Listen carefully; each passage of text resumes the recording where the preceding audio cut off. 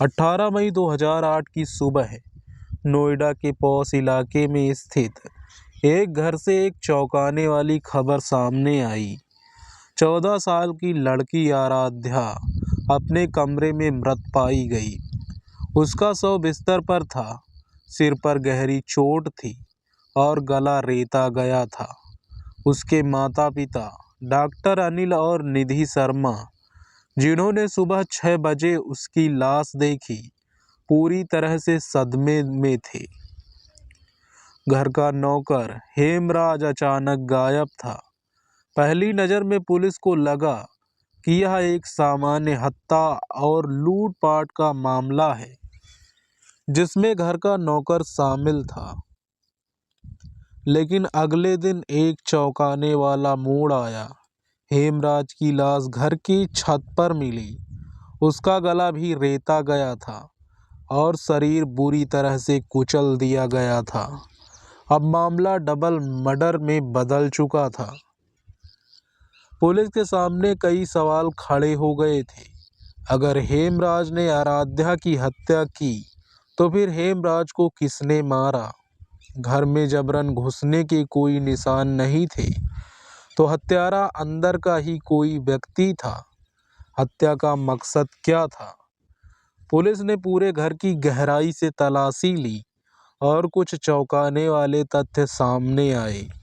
आराध्या का कमरा अंदर से बंद नहीं था, यानी कोई आसानी से अंदर आ सकता था।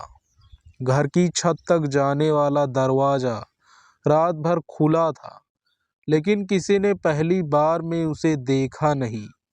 हत्या के समय किसी तरह की चीख पुकार नहीं सुनी। इसका मतलब था कि हत्या बेहद प्लानिंग के साथ की गई थी। धीरे धीरे शक की सुई घर वालों पर जाने लगी। पुलिस ने जब माता पिता डॉक्टर अनिल और निधि शर्मा से पूछताछ की, तो उनके बयान बार बार बदल रहे थे। पहले उन्होंने कहा कि रात भर कुछ नहीं सुना, फिर कहा कि सुबह उठकर देखा तो आराध्या की लाश मिली। जब उनसे पूछा गया कि हेमराज की लाश उन्होंने पहले क्यों नहीं देखी, तो वे कोई सीधा जवाब नहीं दे पाए। तब पुलिस ने घर में मौजूद सबूतों को ध्यान से जांचा और एक चौंकाने वाली बात सामने आई।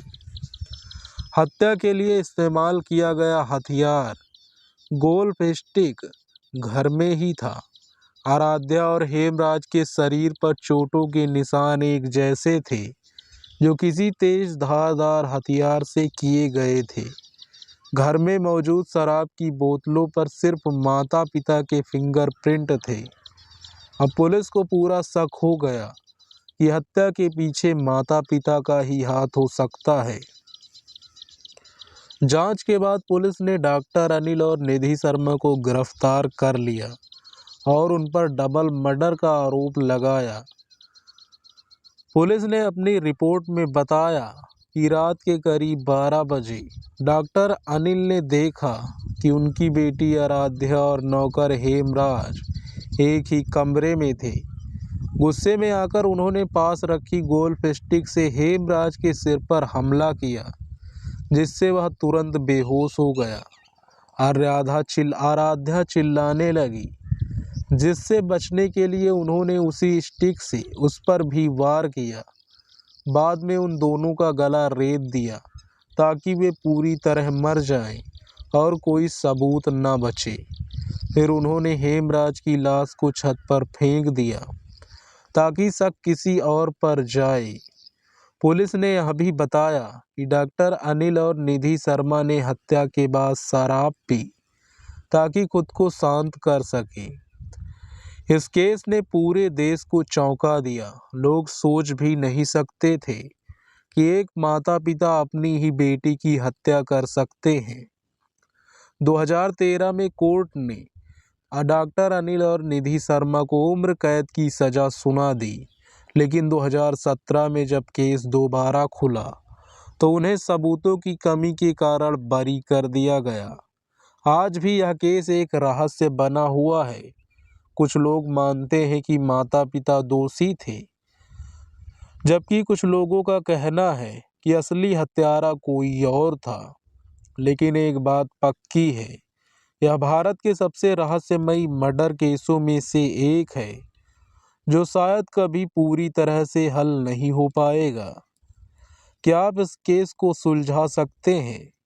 क्या आपको लगता है माता पिता असली हत्यारे थे या फिर कोई और मास्टरमाइंड था? यह कहानी नोएडा के आरूसी तलवार हत्याकांड पर आधारित है, जो भारत के सबसे चर्चित मर्डर मिस्ट्री केसों में से एक है।